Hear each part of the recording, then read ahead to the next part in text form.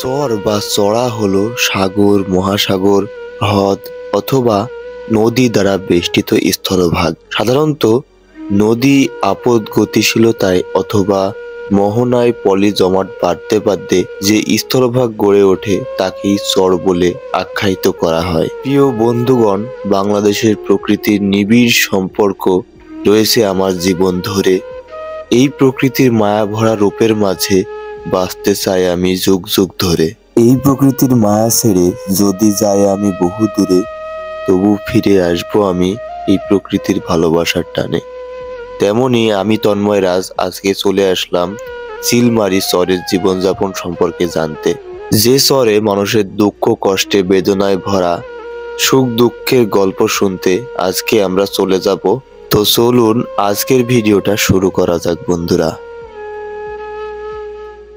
আসসালামু আলাইকুম গাইস, আশা করি সবাই ভালো আছেন। আল্লাহর রহমতে আমিও ভালো আছি। তো ফাইনালি কিন্তু আমরা চলে আসলাম আবারও সেই আমাদের প্রিয় কুষ্টিয়া জেলা দৌলতপুর উপজেলার ফিলিপনগর চর, এবং এটা হচ্ছে আমাদের চিলমারি চর যাকে বলে। এটা হচ্ছে চিলমারি চর, এবং এখানকার মানুষের জীবনযাপন কিন্তু আসলেই অনেক কষ্টের। দেখুন যে এই নদী পারাপার করে কিন্তু সেই মানুষজন কিন্তু আসা যাওয়া করে। এটা হচ্ছে সেই পদ্মা নদী। পদ্মা নদীর পাড়ের মানুষের জীবনযাপন আপনারা সবাই জানেন যে এই জায়গায় মানুষের জীবনযাপন আসলে অনেক কষ্টের।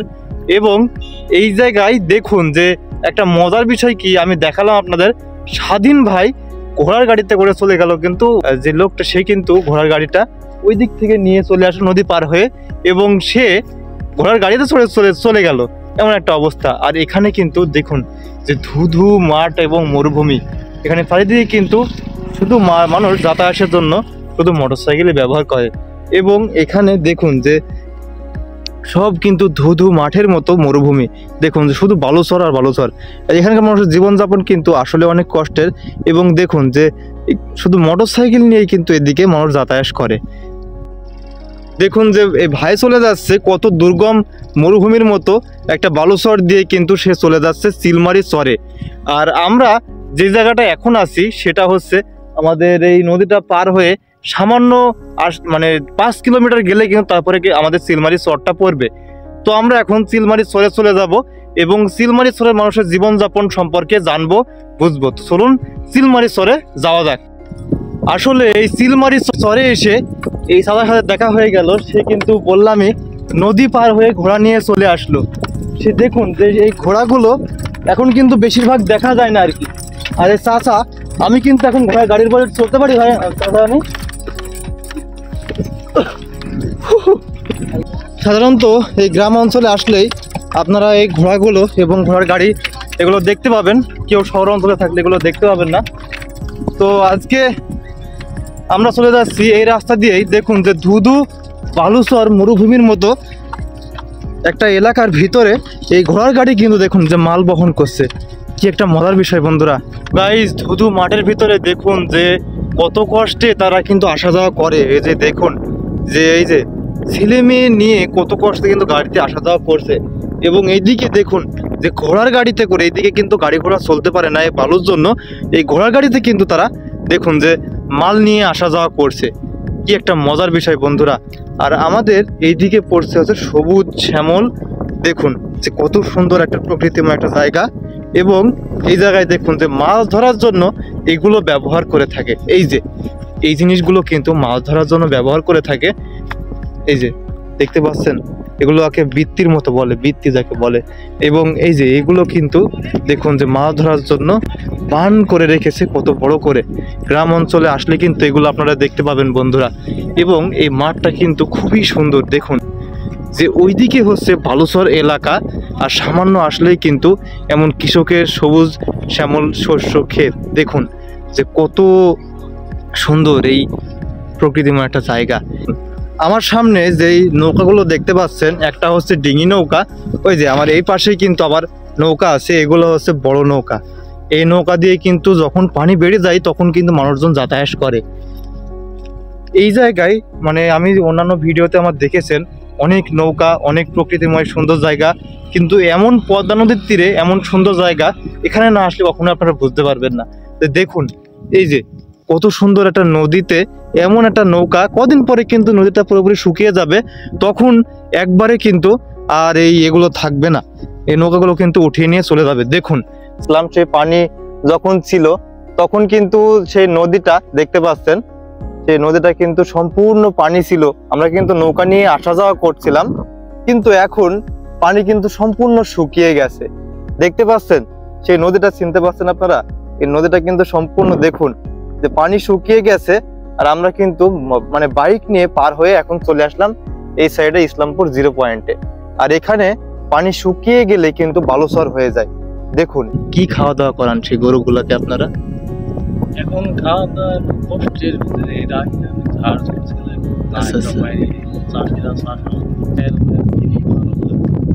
আপনি কি রাখাল? এই গরুগুলো কি আপনার নাকি অন্য জনের? আপনাদেরই। মানে গরুগুলো কোথায় বিক্রি করেন আপনারা এই ফিলিপনগর চর থেকে? বিভিন্ন জায়গা থেকে ব্যাপারী আসে। ওই মোষগুলো কি আপনার নাকি?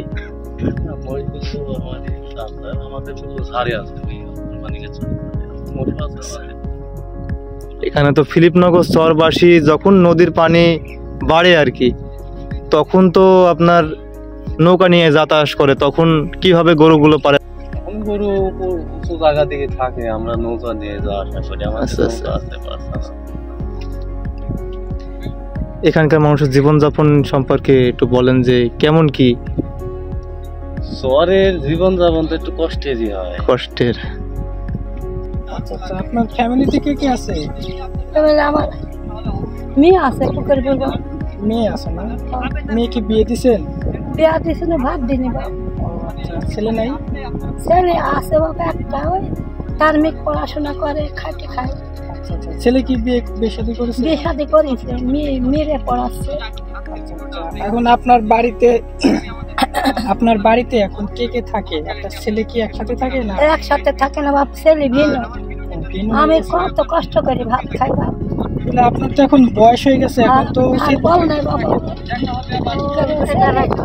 বেটারা ওই বুঝলে বাপ, বেটারা হলো ওই 20 গেলে বেটা, একটা বেটা আছে তাইলে খাটে খাই, খাটে মনে হয়ে গেছে।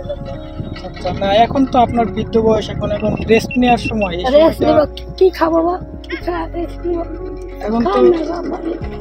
এখন তো আসলে আপনাদের ভাত দিত না, বুঝতে পারছি না। আমার দুইটি বেটা, মারা গেছে। বেটা বলতো, বেটা জানে আমার সন্তান আছে, ফাঁকি বলাইছে। বেটা বলতো বলবি বাপের ভাত, ও ভাত দিবি না আমার মায়েকে। আমার মা কষ্ট করে আমার মানুষ করেছে, আমার মায়ের ভাত দেয় নাকি।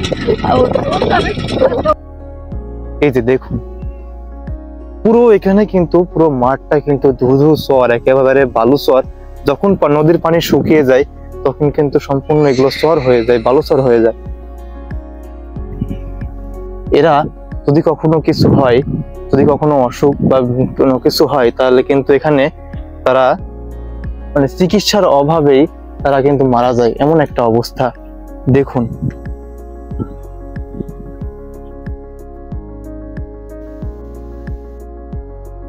মহিষ যাকে বলে, এটা হচ্ছে সেই মহিষ।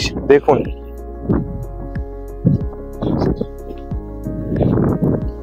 এগুলো হচ্ছে সেই মহিষ।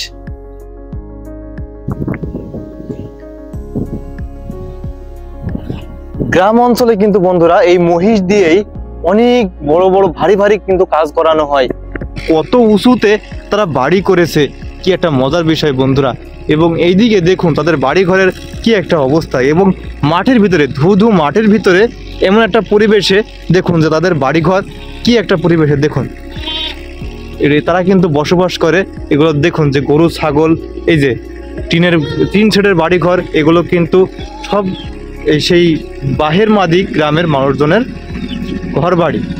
এই জায়গায় আমি এসেই কিন্তু একবারে অবাক হয়ে গেছি যে তারা হচ্ছে মাটির উপরে এইভাবে সুন্দর করে বাড়ি করেছে, এবং দুই পাশেই নদী। এই নদী কিন্তু হঠাৎ করে মানে ভরে গেলে দুই পাশের নদীটা পানি একদম বেড়ে যায়, এবং তারপরেই কিন্তু এই চরটা একেবারে ডুবে যায়, এমন একটা অবস্থা হয়ে দাঁড়ায়। দেখুন যে এই পাশের ঘরগুলো কি একটা সুন্দর পরিবেশ করে তৈরি করেছে তারা। দেখুন এই পাশটা এই যে ছাগল গরু তারা কিন্তু পালন করেই মাঠ ঘাট তারা কিন্তু চাষ করে কিন্তু তারা চলাফেরা করে, এমন একটা অবস্থা। দেখুন এই যে তারা কিন্তু অনেক গাছপালা লাগিয়ে রেখেছে, দেখুন তাদের ঘর বাড়ি, এবং ওই যে সামনে কিন্তু এটা একটা গ্রাম এবং সামনে আছে আরেকটা গ্রাম। যদি কেউ কখনো চিকিৎসার ব্যবস্থা বা হচ্ছে স্কুল কলেজ এগুলো কিন্তু কিছুই নাই বন্ধুরা এখানে।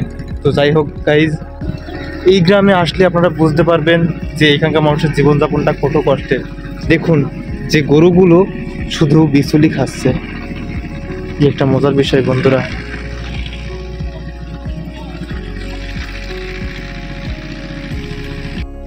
এই দুর্গম ধুধু মরুভূমির মতো একটা জায়গায় মানুষ কিন্তু বসবাস করে।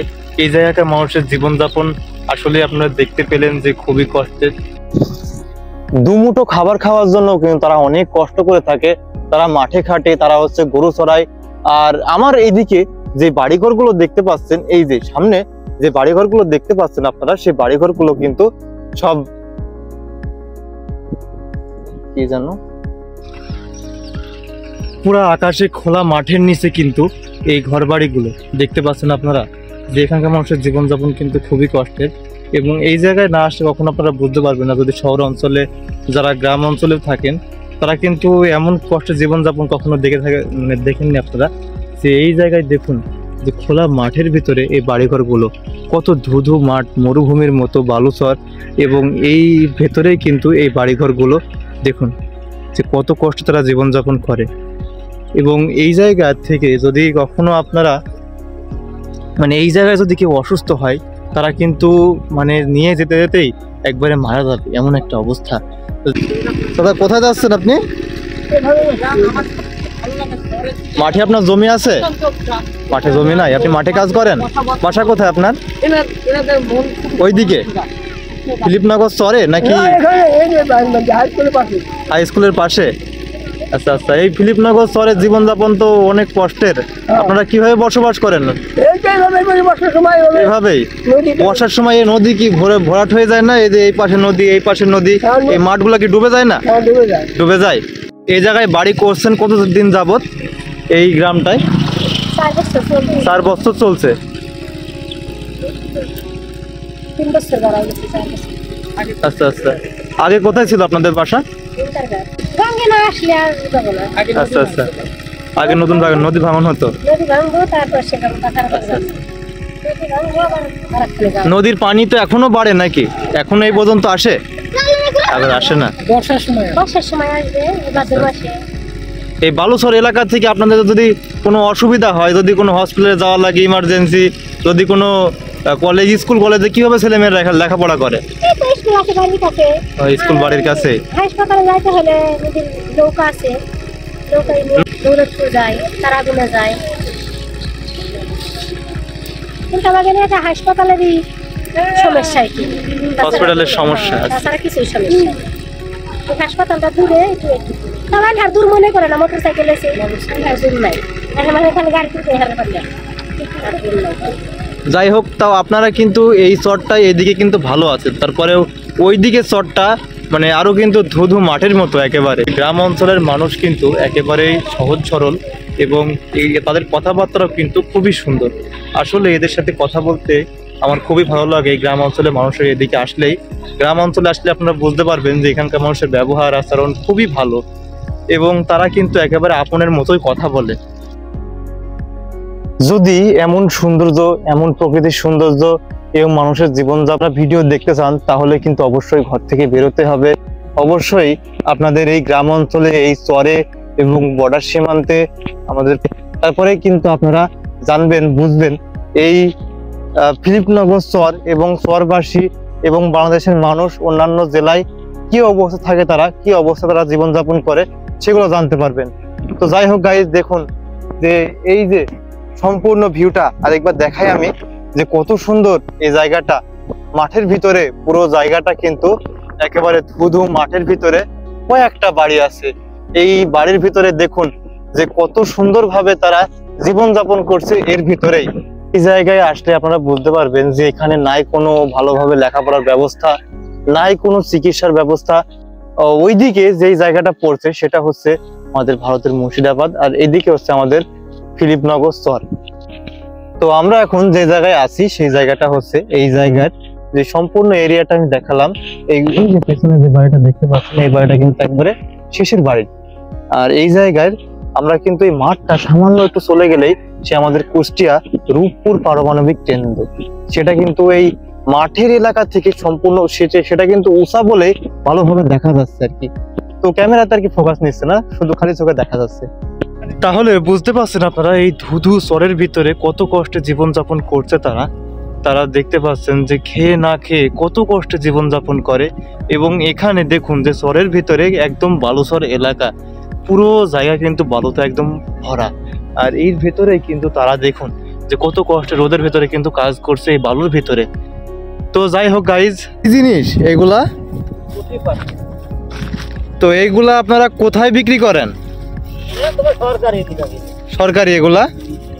তো চরের এলাকা এগুলো আপনারা মানে কি বাসায় নিয়ে যান নাকি এখানে থাকে বালুচর এলাকায়?